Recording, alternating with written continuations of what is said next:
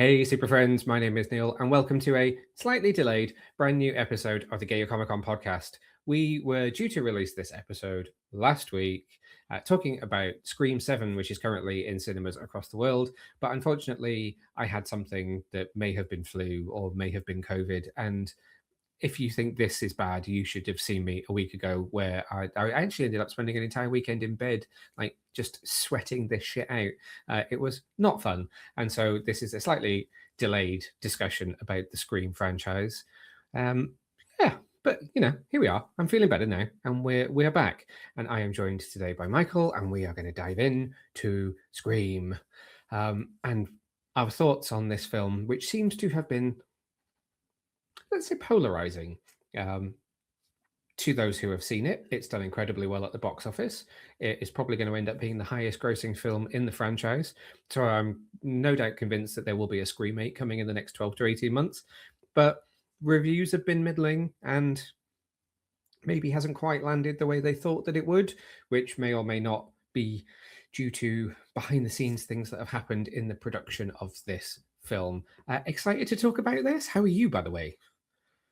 I'm amazing, thank you. I'm very excited to talk about this film. I am no stranger to being this franchise and been a huge fan of it. Yes. Throughout all of its rights and wrongs and ups and Yes. downs, I do love this franchise, and yeah, I'm excited to talk about it because I have a very strong feeling that we have some very different opinions on it, which makes a great I know. conversation. So obviously, I saw it just, but literally the day before it came out, there was a press screening the night before, and then you saw it opening weekend because you so like beautifully went out to make sure that you had seen it so that we could record that week, and then I was ill. Mhm. But we kind of decided not to sort of talk about it because we were going to save it for when we finally got to sit down and do it. So I am very, very excited. Um, I thought we could talk a little bit about the state of the franchise and then maybe get into this film. Maybe what we do is we'll talk a bit about our fandom and our place with it before this film. We'll talk about this film and then we can maybe ruminate a bit on where we think it's going to go next. Before we Yeah. do, I did just want to touch on the kind of elephant in the room around this film, which is that there are people who are not watching it. There are people who are boycotting it. There are people who are not going out to see it for very personal reasons, political reasons. We have obviously taken the decision that we were going to go and watch it, which we both have done individually. I'm going to read this because I want to get it right. My statement on this is that art can hold complexity. You can be angry about how a film got made, and you can still consider it on its merits, which is exactly what we are trying to do with this. You can acknowledge the politics that are woven into a story without reducing a story to only its politics. You can sit in the grey area, you can ask really uncomfortable questions, and you can arrive at your own conclusions. The whole point of setting up this website in the first place was to avoid the clickbait and to encourage people to talk in a safe space about their fandom, regardless of where they come from, who they are, what they are. And that is what I would encourage. So if you are not interested in hearing about Scream, then you do not have to watch or listen to the rest of this episode. If you do, would love to hear from you what your thoughts on it were. So please do let us know in the comments or find us on social media and let us know if you went and saw this film and what you thought of it. But make your own decisions, and for just underpinning everything, be respectful to people whose opinions don't meet your own. That's kind of been the thing that has been the most interesting to me in covering this film, is where people have been less interested in hearing where I come from and telling me about where they come from on it. Yeah, it's a really interesting time to be a fan of this franchise, and especially like everything going on behind the scenes, whether you agree Yeah. with it or not. Yeah, it's very difficult. But Yeah. in the spirit of film journalism and looking at a film for what it is, I feel like, yeah, I'm excited to talk about it. But yeah, it Yeah. does come with a heavy heart. But Yeah, it yeah. does. I would love to have still seen Melissa in this film. Um, Mm. and I'm so gutted that she's not there because I think she's great. And like I love her in Abigail. I loved her in the Heights. Um, Yeah. she's a great actor. And she's on Broadway. I didn't realize that. I was looking to see what she was doing now. She's in a Broadway show, which is incredible. Yeah. So I hope she's going to have massive success in that route. That could be huge for her. But I think the franchise and this film, which we will get to, does miss her not being in this film. That being said, Yeah. so this is now a 30-year-old franchise, which is wild. Um, So I'm going to presume that you probably did not see maybe the first couple of them at the cinema, given that you are, a bubba. Yeah, so this franchise is as old as me, and I quite literally, I I do have really interesting memories of this film because it was the first horror movie I ever watched. It was Scream Oh, 1. that's cool. I remember watching it at my friend's house. She was called Amy. I remember her and myself watching it, and I had to walk home after I watched Scream 1. God. And I think I was maybe 10 years old. Like, I was way too young to watch a film like that, but that's what you do as a kid, don't you? You put on movies that, like, you shouldn't I really mean, watch and I feel like get that is scared how. shitless. Do you know what? There's an interesting psychological study. I wonder how many horror fans are exposed to horror in that way, because I feel like that's the origin story of every horror fan. But I wonder Yeah. if there are people like if you ever talk to somebody who's completely horror phobic, I wonder if that's because they weren't exposed as a child, or they were exposed and they were completely traumatized as a child. Um, Exactly. I feel like for me, it did the first one, which was it that's made me love wild. horror movies. But yeah, I remember walking home and it was near Halloween, and this is probably going to make me sound really old. Do you remember that Scream mask where you could squeeze it and the blood would come out and Ghostface's face would drip of blood? I remember walking home and it was right near Halloween when we watched it, and I saw someone dressed as Ghostface, and it scared the shit out of me seeing him and like just walking around. And yeah, so since then I've just kind of been a fan of horror. I mean, I wasn't a fan in that moment, but since Yeah. then it's kind of grown into a love. And yeah, My and my love first it. one, sorry, it was just I was trying to think what my first horror film was. I'm pretty sure it was Candyman. Um, Damn. and that was I was 11 when I saw that. Um, Fair. when you're in school, like I was in first year of secondary school, and it's like, oh, it's the last day before Christmas. We're not doing lessons. We're just doing like fun activities where we'll do like some arts and crafts, and we'll watch a Yep. movie. That was the movie that we watched in like my first year of secondary school. That's tr And I do remember being quite traumatized, only because it's like Christmas when everyone's going to scoff chocolates, and I'm like, well, that's got razor blades in it. yeah. Do you know what? I have a similar experience. Do you remember the TVs that they used to wheel into the class that was like huge? I Yeah. remember I remember it was near Christmas. I don't know why, but they made us watch The Exorcist, which doesn't feel school appropriate. That does not Wow. feel appropriate. I Wow. was in primary school, which is what, like somewhere between age like 5 and 10. So like That's very yeah, young. like 5 and 10, 11. Yeah. So like that and Scream were like my first like introduction to horror. Which Wow. yeah, yeah, and at a very young age. What was the first one that But you saw? What was the first Scream that you saw at the cinema? oh, that's a good question. It was the one with my numbers are getting mixed up. Scream 5. I wasn't old enough to see Scream 4 in the cinema. I tried to sneak in, got kicked out. Um, and yeah, I don't think I was old enough, or maybe I missed it. I can't remember, but I remember Scream 4 coming out and being so hyped for it, and I was trying to like go on Twitter trying to see any spoilers because I knew I was not going to be able to see it for a long time. So Scream 5 was a really big deal that I got to go and witness it on the big screen, and So yeah. 4 was 2011. Do you know what? Even though I was 31, um, no, I was not 31. I was 21. No, I wasn't. I don't know how old I was in 20. How old was I? I don't know. I was old enough. I didn't see it at the cinema either. My first one was Scream 5 as Yeah, well. and it to be fair, Scream 5 was a great film to watch at the cinema. I thought it was yeah, it was great. I would have loved to have seen Scream 4 though. I know some people love it, some people hate it. I'm Yeah. in the love it camp. I think it's amazing. It's one of my favorites in the franchise, for so many reasons. But yeah, I would have loved to have seen it. There were a lot of people at the press screening that talked about feeling like this one should have called back to 4 Yeah, as maybe I a com better reveal of a killer if you'd brought back our only surviving killer. yeah, sort of right, let's dive into it. Spoilers, let's go. I was I thought 26. that I was oh, 26. That's how old I was in 2011. Uh, okay, I was about 17, 16, so I was like right on the edge of being able to see it, but I couldn't, which is yeah, gutting. But yeah, I thought this movie, this Scream 7, Scream he is 7, in. yep. He is in. We're going because you've Okay, we're there. We're there. we're there. Screen 7. So I thought that's where we were going. I thought we was going down that route where our Hmm. surviving killer was maybe coming back because Hmm. the motive of the killer, that's what it lent itself to. Like I thought Jill was where we were going. Obviously, we didn't end up going there, which we'll get into. But yeah, I thought that's where the story was going to look back and connect, which kind of disappointed me because the reveal wasn't what I would necessarily enjoyed or wanted. But yeah, what did you think? Did you think it was going to connect to 4 as well? I all right. I hadn't really put that much thought into it until the last few days before I was due to see it. And Okay. then going back to the thing that we were just talking about in terms of people's politics, I ended up picking up a troll on social media who was looking for anyone using hashtag Scream or hashtag Scream7 and replying with who are the killers.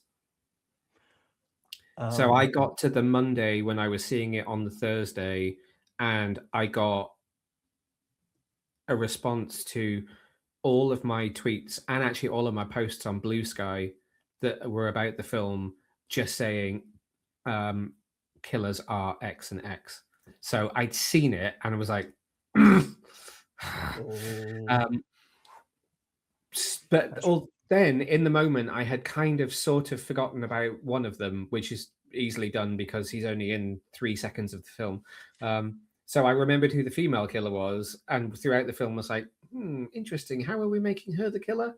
Um, and had forgotten who he was completely. yeah, Um, yeah. I just yeah, I got so I was kind of disappointed with the reveals of the killers, if I'm being honest. Do you yeah, know what? Before we dive into that, actually, I was going to ask you a question. yeah. Obviously, super fan. What do you think makes a good ghost face, and what makes a good ghost face reveal?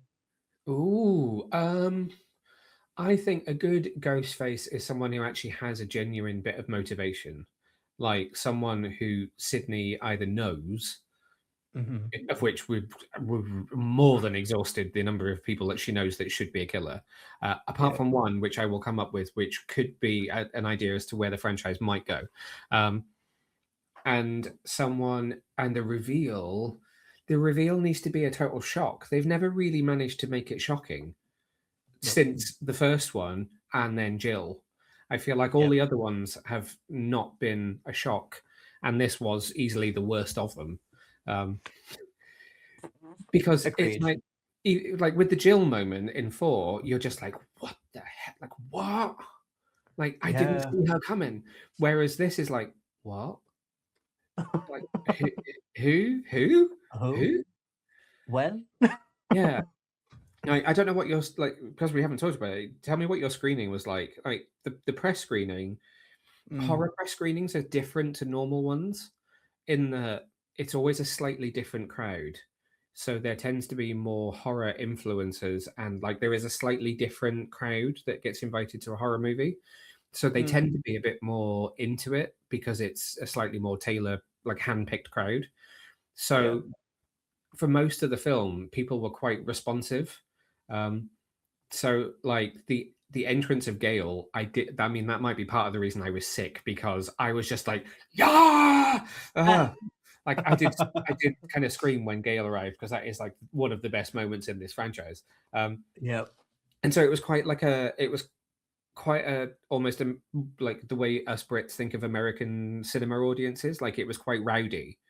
And yeah. then as soon as the first ghost face mask came off, like it was like someone just went and sucked like all of the tension out of the room, and everyone just went, "Oh."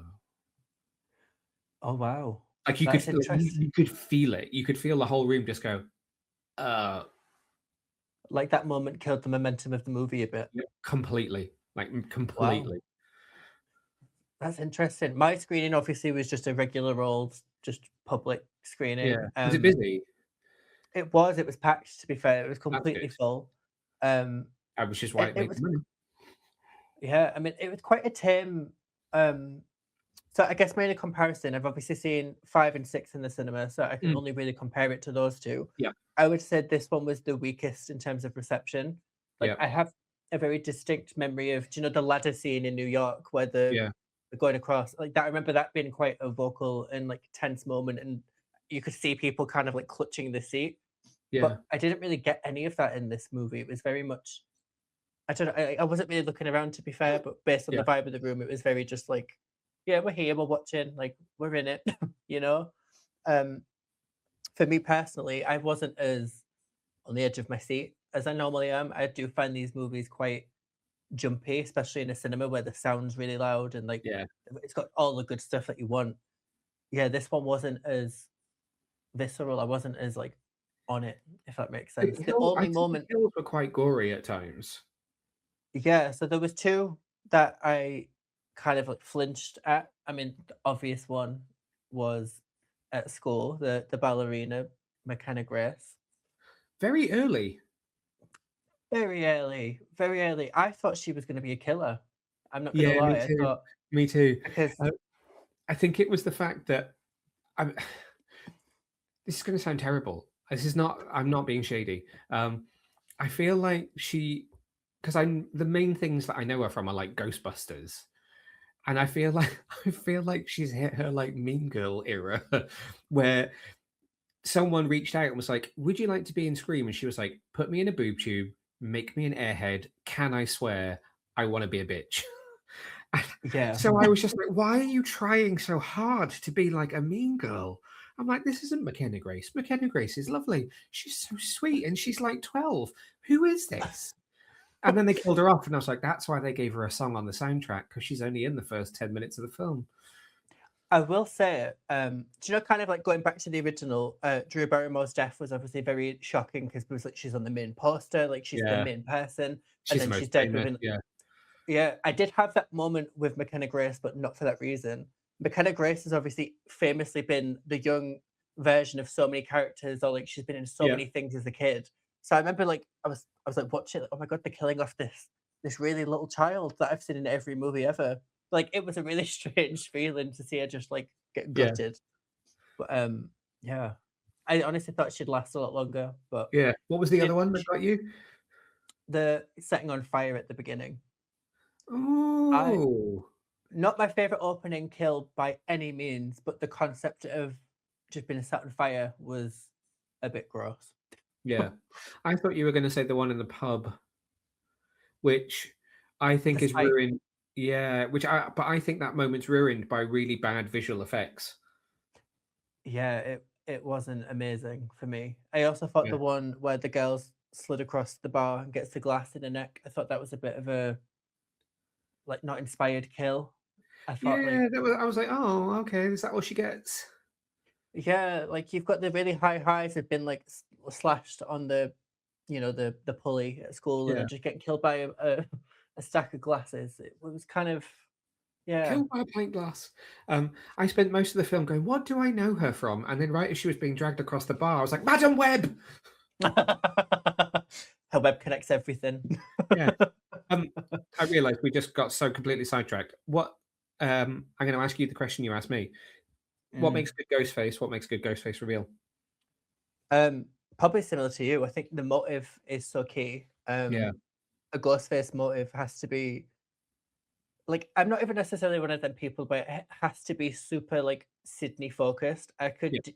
You know, I could deal with a ghost face that's maybe like in Scream 5, where they've been kind of indoctrinated to this kind of like Yeah. online kind of shit. I can deal with that. I think that's a somewhat interesting motive if done well. Yeah. It just needs to make sense, and it needs to make sense for those characters to be involved in that story, if that makes sense. Yeah. And then in terms of of a reveal, obviously the reveal's at the pinnacle point of the whole movie. It's why we're there. It's what Yeah. everything builds up to. And it's the main moment. So it needs to be shocking. It needs to be, you can't really see it come in. You need to be guessing everyone. You're not sure. Every character is a suspect, and Yeah. you need to be completely clueless. So when the mask comes off, you're like, oh my god, it's them. You know. Yeah. Um, but What yeah, I think is interesting is I think there's a lot to enjoy in this film. I think Neve is really great being back. I yes, actually, given that she's not the most nicely written character, I eventually came around to Tatum. Um, Mm, Although I know she's named after Rose McGowan's character, but I just the name Tatum just does not work for me. Um, I don't know no. why.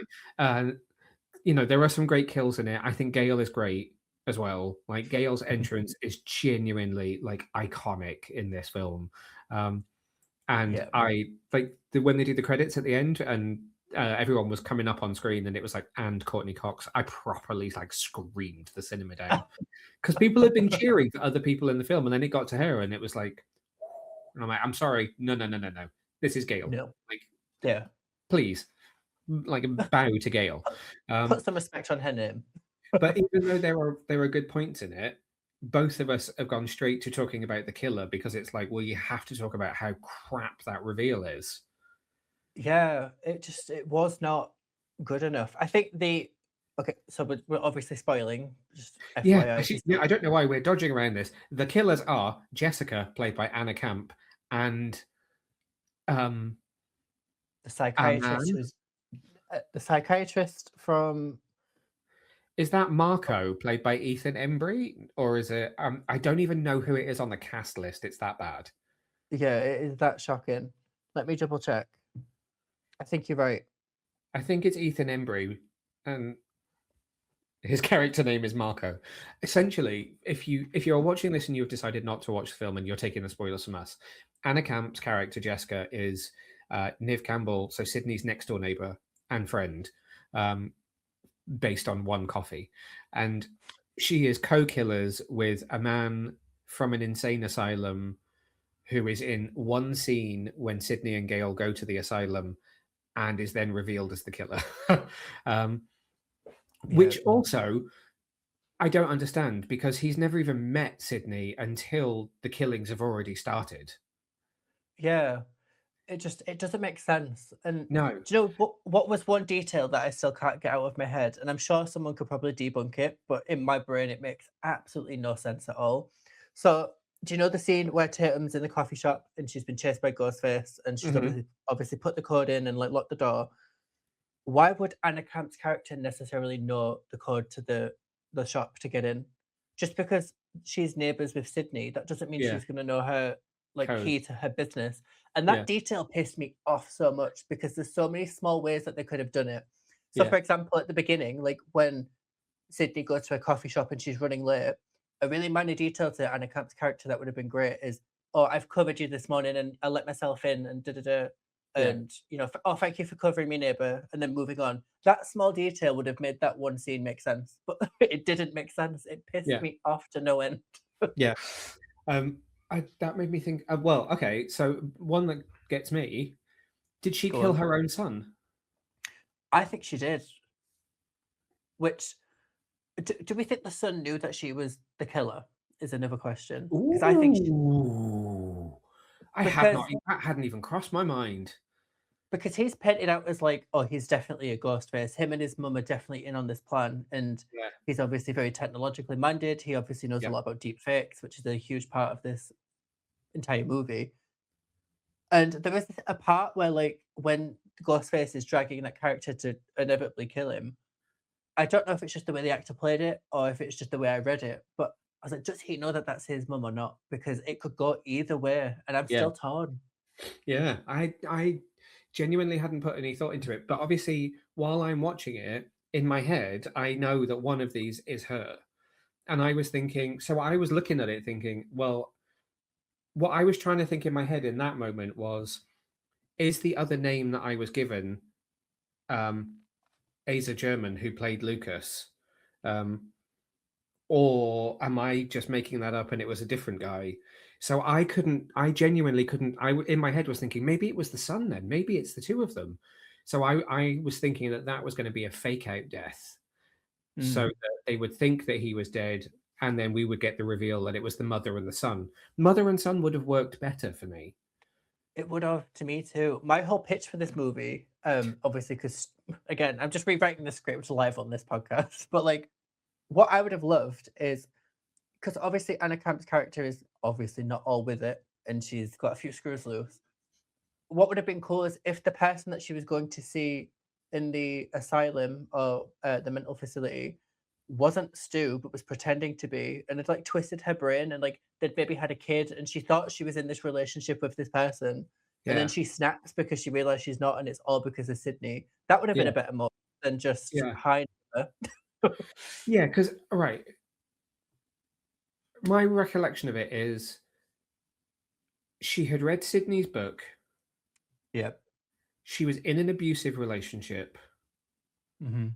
And so reading Sydney's book gave her the strength to do what she needed to do, which was kill her husband. Yeah. But But then, because Sydney disappeared from public life, which is sort of a plot point but not very well explored, she then got really angry and yeah, became a ghost face. it's such a weak motive.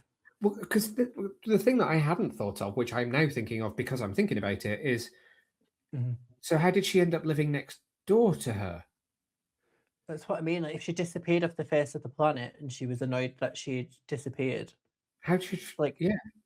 where's that thread to be like, oh, well, I moved next door to you because of XYZ, and I did it because of XYZ. It's just I completely suppose left. because I guess she's got to be easy to find because she's got a business which people would be like, "Oh, this business is owned by Sydney Prescott."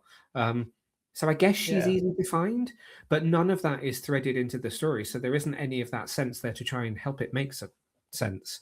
Interestingly, I saw, and I can't say too much because I didn't. It was I was just flicking through reels and caught a little bit of it while I was on my lunch break at work today. Anna Camp was being interviewed for, I think it was a podcast, um, and she's Yeah. literally sitting there saying, and I don't know the context, so I don't know if she was being shady about the film or whether it was just the way she was talking about it. But the clip that I saw was her basically saying there was nothing. I had to come up with my own backstory. I had to make it all up because none of it was there. Right. Yeah. So none of it. I mean, I, some of it must have been there because you, in dialogue, talked about why you were Ghostface, but yeah, I saw that clip too. She was speaking about because obviously her character, you see her twice for like maybe 40 seconds at a pop. Like she's so not yeah, seen because you until you see need to her, see it. they go for coffee. Like she's Yep. in the, her and Sydney have that kind of heart to heart about being a parent, Hmm. and then you see her after the first Ghostface has been killed, Yeah. because she walks to the house, doesn't she? And Gail's like, "And who are you?" Um, and then I don't. Yeah. Do we see her again after that? No, I don't think you do. I think it's just them two scenes and then the reveal, which So is she gets two scenes and then revealed, and then the other guy gets one scene and revealed. yeah. And then like going back to four as a comparison, like I actually saw something actually, which was each Ghostface's screen time in Ooh, comparison interesting. to each Yeah, other. Her Ghostface is primarily her screen time is primarily at the end, where someone like Jill's kind of yeah, she's quite steady throughout the entire movie. Like it yeah, keeps you guessing. yeah. What And like Jack Quaid is in the entire of Scream 5. Yeah, and then when you compare like who's been cast in the movie, like you've got all of these unknown characters and then Anna Camp, who we know from like so many movies. It doesn't hide what she's doing very well. So even from like a casting point of view, like it just set her up to fail, which is It's a sad because that's like the old, this is way before your time. It's in theory before my time, but I know the theory. Um, so Murder, She Wrote, as in the TV yeah, series, Angela Lansbury, um, you can predict every single killer because it's always the single most famous person on the guest cast. yeah, Every time, every single episode. Uh, it's like the worst thing you can do. But then the other thing that this movie does, which almost becomes meta, and they almost do it well, and then they completely mess it up, is you bring back Jasmine Savoy Brown and Mason Gooding, who I love both of them, and I love these characters. me Um, too. and you have them do their thing, especially Mindy doing her thing where she's going to get it wrong. And they're pointing the finger at every single person, which is, what we're supposed to do. We're supposed to think, you even have already said it in this podcast. We're supposed to sit there and be like, which one of you is this? Yeah, But then this film kills every single potential killer off to the point where there isn't actually anyone left other than yeah, her own daughter, which that would have been one fucker of a twist if it had been. This is the Mhm. language is terrible on this episode, by the way. Sorry, Um, it's my this one here, influence. I'm sorry. I'm going to have to tick the box that says expletives are included. I mean, I started it. I said it first. Um, But I dropped the first bomb. Yeah, there's no one left, basically. yeah, There's literally no one left other than Anna Camp and Sydney's own daughter, who it can't be because she's got a knife to her throat. yeah. I think it just doesn't do a very good job at like the balancing act of what a scream should do or like a Yeah, reveal should be or keeping you guessing. I mean, it is ultimately a who done it. yeah, And if you get to the end and you're like, oh, well, I know who did it before I even walked in because of the cast list, it's not done its job very well. Or at least it could have done a better job at hiding it and make you really question your like yeah, logic and thought. yeah, But yeah, it just wasn't clever enough. Which yeah. leads me to another point. I don't think this movie was meta enough, like at all. I Is thought it it weird, isn't it? Because I actually thought it was quite meta, but lots of people have said that they feel like they didn't do it enough this time around. I there was such a something in the commentary because obviously these films are so like synonymous with talking about like we have the phrase requel because of this Yeah, movie, because of this. because Yeah, of this franchise. And I just feel like it did a really naff job at like good going down any kind of like social commentary, like meta kind of anything. I just thought it did a really terrible job. It just wasn't yeah, it just wasn't up to par with what I appreciate. And I can't put my finger on exactly what it was yeah. specifically. It's just the lack of it, I guess, is what let me down. Mm. Um, Stu Macker, Mm. Matthew Lillard. Now, had they revealed that he was still alive, which they've said they haven't actually told us that he is dead and he could still actually be alive. Um, how does that work for you? Does that work for you? I mean, he had a Sure, TV dropped from his head. I know it was the old big 90s ones as well that used to wheel in at school. Yeah, Um, I do you know what I find funny about this is the movie itself acknowledges that Stu being alive would have been a better storyline than the one we actually got. There's a line I think at some point, I think Sydney says it, where she sat around the table with Gail and they're talking about potential killers and like, is he alive? Is he not? And there's a line in there where she acknowledges that Stu being alive would actually be way more interesting than whatever's going on. yeah, And I actually think, yeah, they're right. Like it would have been way more interesting.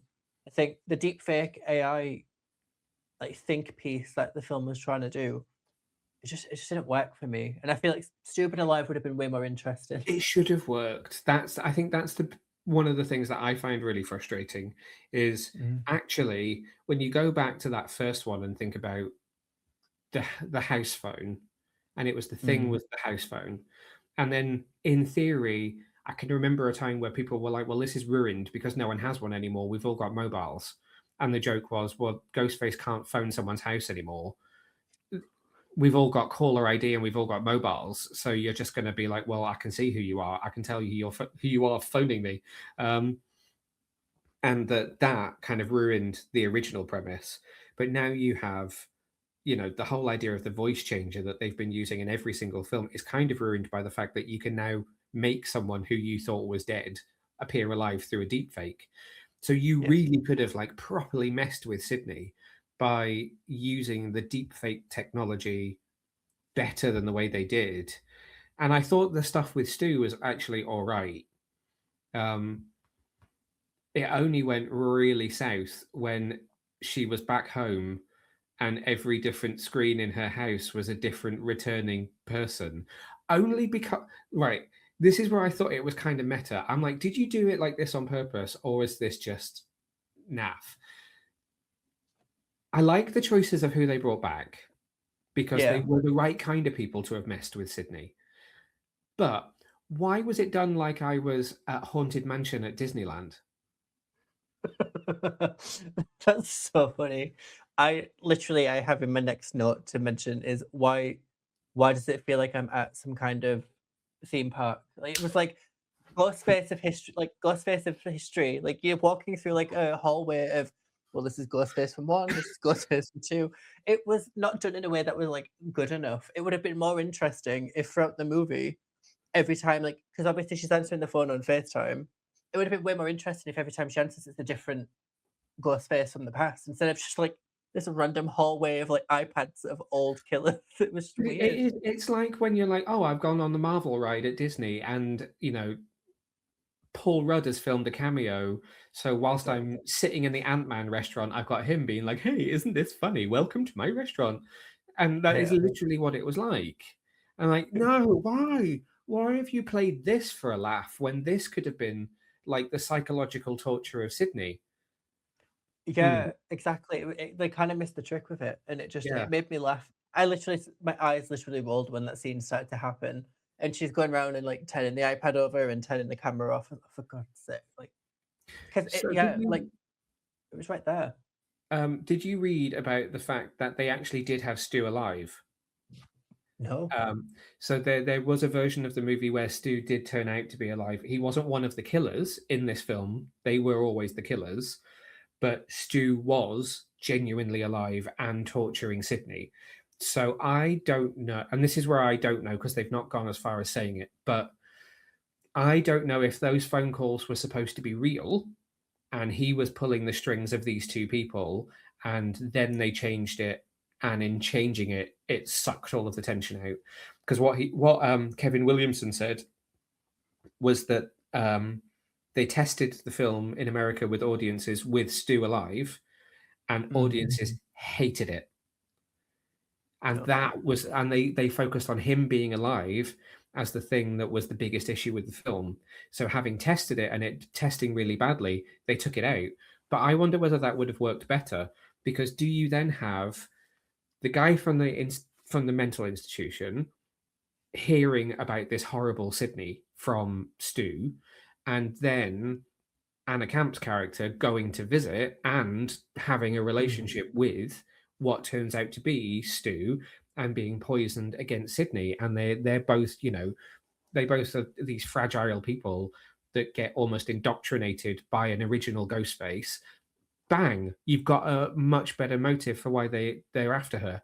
So maybe that was we know it's not the original script because there is other people who had written versions of this film. But for this version of the film that Kevin Williamson wrote and directed, I wonder if the shooting script had a very different reason for what was supposed to have happened that got pulled out because they had to change it because the test audience didn't like Stu being alive. Because what he's now said is this has done so well that they probably will make another one. What's now not to stop this from being like a two-film arc and us mm. finding out that this has all been Stu all along? Not like Yeah. 7 films all along, but like that these 2 films have been Stu manipulating people around him to go at Sydney to get at her from different ways till he goes for her himself. I mean, that would have been a more interesting Mm. plot. I think. I think if that is what happens, then it might make this film in retrospect be a little bit more interesting. But I do have a hot take. go So for it. I said I was that there was a thing that I was thinking about for the next film. What if it's Gail? That would be pretty cool. She's got PTSD from the last attack. We see it in this movie. The way she was portrayed in this film, I was a bit like, I'm not unconvinced that you don't hate Sydney for the events of 5 killing off Dewey, and then 6 them coming back after her, that you're not now just sending crazy people after her. Yeah, and obviously there's the through line of like she's been phased out of her job. She's no longer relevant. Yeah, I That motive is way more interesting than yeah. what I was we've just like, got. "Oh, shit, Gail could go dark." Yeah. And they did kind of like lay the groundwork for that, to be fair. Like again, she had Yeah. like PTSD. She was like obviously taking some form of pill to deal with like whatever like mental issues she was facing. So I feel like it could happen. I'm not ruling it out. I don't think you can But rule anything out with this franchise. no. Do you know what I would love them to do? To go back to the introduction. Do you know what I think would be a really interesting way to open this movie? Is having having Sydney appear to be the opening kill, having a Mm. fake out where like as the slash goes down and Scream starts, you think she's died, and for the entire movie, the movie's playing, and you think she's dead, and the entire audience is like, "Oh my god, the rules are out the window. We've lost the main person. We've seemingly moved on." And then, as the film comes to its third act, you realize that the opening sequence is the end sequence, and she did die, and it tricks you into believing she died. I think that would be a really cool like concept for a Scream film. I So like like where it. it goes back on itself in like a meta way, Yeah. but it tricks the audience into thinking Sydney's dead because they're never going to kill her. But it'd be cool to just see what I happens if wonder if they she would try. continue to keep coming back. I hope she would not. I would hope she would have the wherewithal to eventually go, do you know what, guys? I think she's been through enough. Yeah, I'm I do amazed her feel like we're husband is still alive. yeah. That is also a plot point that kind of annoyed me. He got stabbed very early on in the day, and then they just pull him out on that tarp like hours later with multiple stab wounds, and somehow he's still alive because he's tough to kill. Or like 'Cause they gave him a she phrase like, was it did she leave for work? yeah, she like, left for work in the morning. He went into the garage. Yeah. He got attacked. Then the full day goes by. It's like middle of the night. Like it's after the whole coffee shop sequence, and Yeah. it's when she goes home, and they just drag him out in the bag. Like a full like day's gone by and It's he's got still to be alive, 12 hours or so. like just bleeding out. So like how was he alive? Like he got literally stabbed like multiple times. Like it wasn't even like one and done. So yeah, but no, it's because he's tough as nails or whatever it was they described him as. I mean, you But need to be a Mindy or a Chad because they can survive anything. yeah, multiple stab wounds and just walk out of there fine. But yeah, Yeah.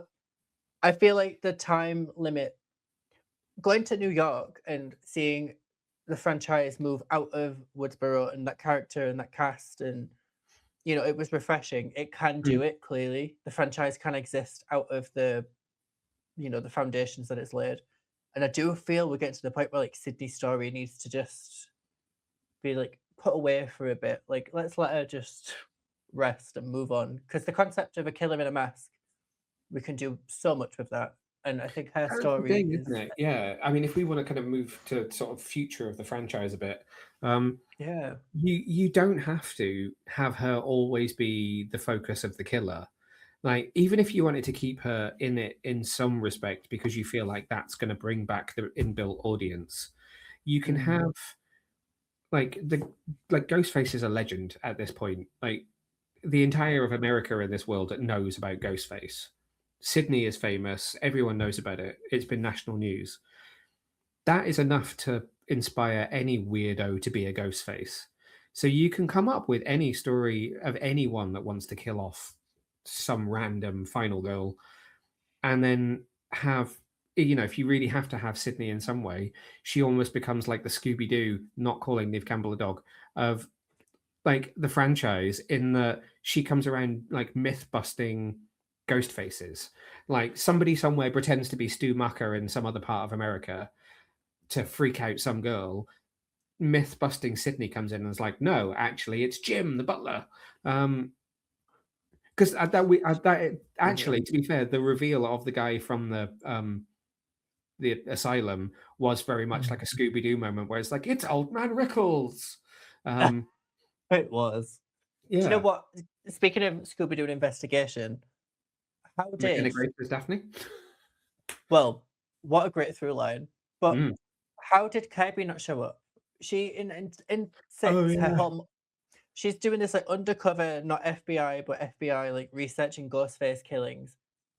Where was she here? Because that feels like that would have fit in the story I quite wonder if well, she, yeah, I surely. don't know if she was asked to come back or not for this one. Hmm. But like where we left her and like what's happening in this movie, it kind of feels like the perfect, She'd like been all over it. yeah, more than Gale in a way. Like I know Gale's always going to be there and investigate, but like Kirby's kind of like underground, not FBI but FBI skills. It seems like she'd be into that, so it feels Yeah, weird that she's not here. yeah. You know? But yeah, Any interesting. other kind of ideas about where you think it could go or you would like it to go? I would like to see it in a different country in the world. I think Ooh. it's very American, and there is nothing wrong with that at all. I think it clearly has suited it, but I would be interested to see what this franchise looks like if you took it out of America and maybe put Yeah. it in somewhere like Europe, like it could be the UK, it could be Australia, it could be anywhere. It'd be just cool to see what that looks like in a different place in the world, you know? Yeah. Yeah, that would be interesting. I can't imagine what it would be like if you did it here. I mean, not to be too morbid, but knife crime is a huge thing in the UK, which That's I very don't true. and I don't want to make that connection You don't want to in make not making light of it, but yeah. yeah, like I'm not making light of it, but like in all seriousness, like that it feels like it could happen to anyone, which is the whole point of Scream. Like that literally, it's a person Yeah. in a mask with a motive, which feels very Outside yeah. my window. So Yeah, that's an yeah. interesting one. Yeah. I just need to see it do something fresh now. It needs to surprise us. And the only thing that worries me is the fact that this one has been so successful money-wise that they Mm, think that it's universally loved by the fan base. I would still like them to listen to what objective fans are saying about what they think did and didn't work. yeah, I agree. Yeah, I agree. I think there's definitely some things that they need to take on board, especially in the script department. I think Yeah. at bare minimum they need to yeah do some improvements with like the way they write and like the way they do like the reveal and all of the things that we've obviously Yeah. mentioned today. Yeah. Something else flashed across my mind there, but it's gone again. What I was going to say as to, oh, yeah, I know what I was going to say. Um, there was a moment, there was just like the tiniest moment where, um, so right before the screening started, um, one of the guys that I know that I normally kind of sit with said, "There's a mid-credit scene," because he'd Googled, and I mean, all it is, spoiler alert, if you've not seen it, is just Chad and Mindy doing a news report. It's barely even mid-credit. It's like almost like straight away as soon as the credits start. Um, but towards the end of the film, my mind started sort of turning to what that could be, and I was just like, "Oh my god, it's gonna be Chad and Mindy doing the." I half had it right. I thought it was going to be Chad and Mindy doing like a news story, but I was like, "We're going to see it on a screen, and then it's going to zoom out, and it's going to be like it's going to be Sam or something ridiculous." And all of Mm, this kind of political like uproar and all this talk about the film and Melissa and everything is going to get completely undone because they've managed to like score her back for a credit scene where we find out that Sam's been watching this from afar and like mm. she's just seen it on the news. And I was just like, oh my God, is it going to happen? Is it going to happen? And then obviously it didn't. But I was like, that would be a good way to bring them back in if they can make peace and bring her back into this franchise, which I think they kind of need to.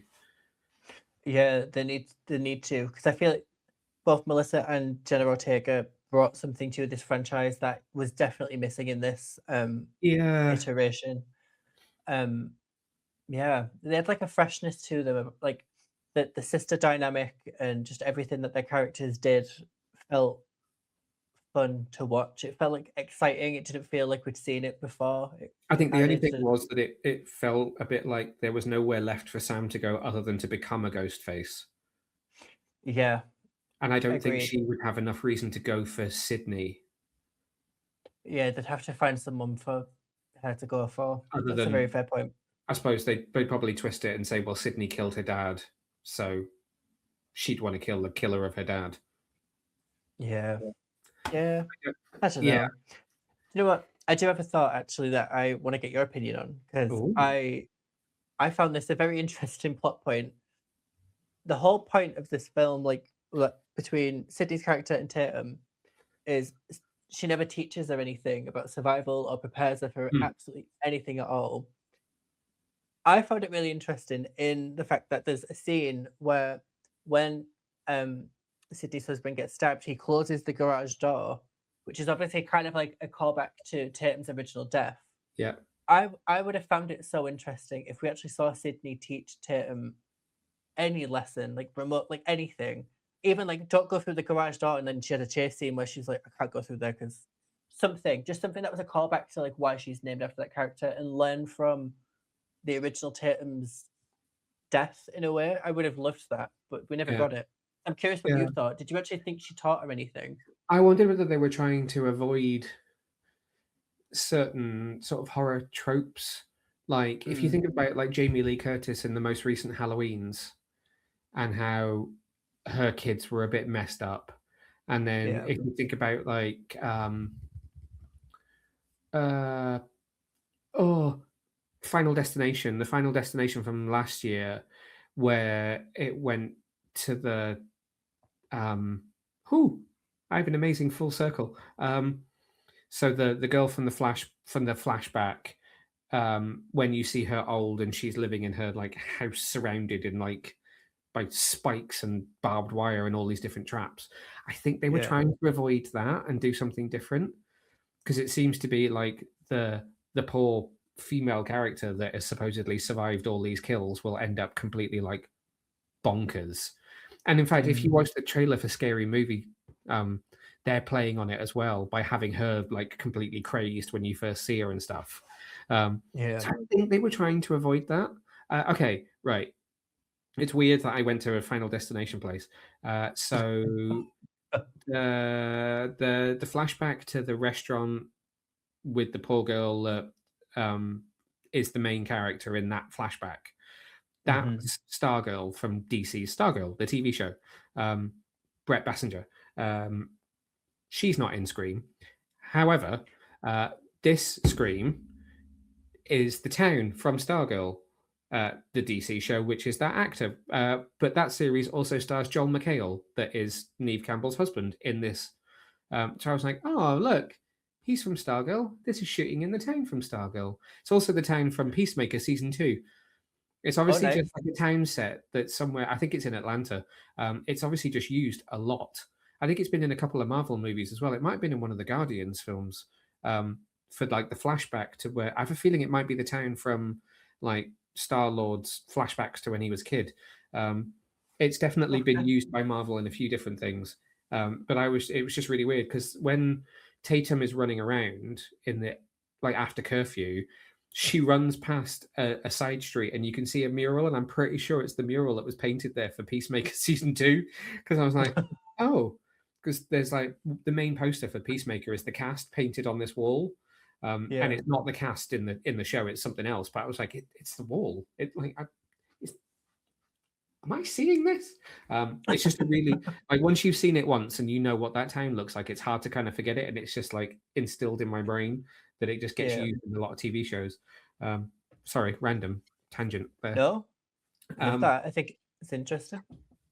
yeah, Atlanta, obviously a very hot place to shoot. That places love to work in, and it's just funny that they keep using the same. I don't know if it's a backlot or if it's a real town. It just seems to crop up a lot at the moment in different It stuff. is. Yeah. Love that. Very interesting. It did feel very familiar when she was running out in the street screaming, "Can someone help me?" Even though there was a curfew and no one around. Um, it did feel very familiar. Yeah, yeah. But Um, yeah, have you thought about how you would rate this on a scale of 1 to 5 if you were giving it a star rating? I gave it 3 in my review. I really like.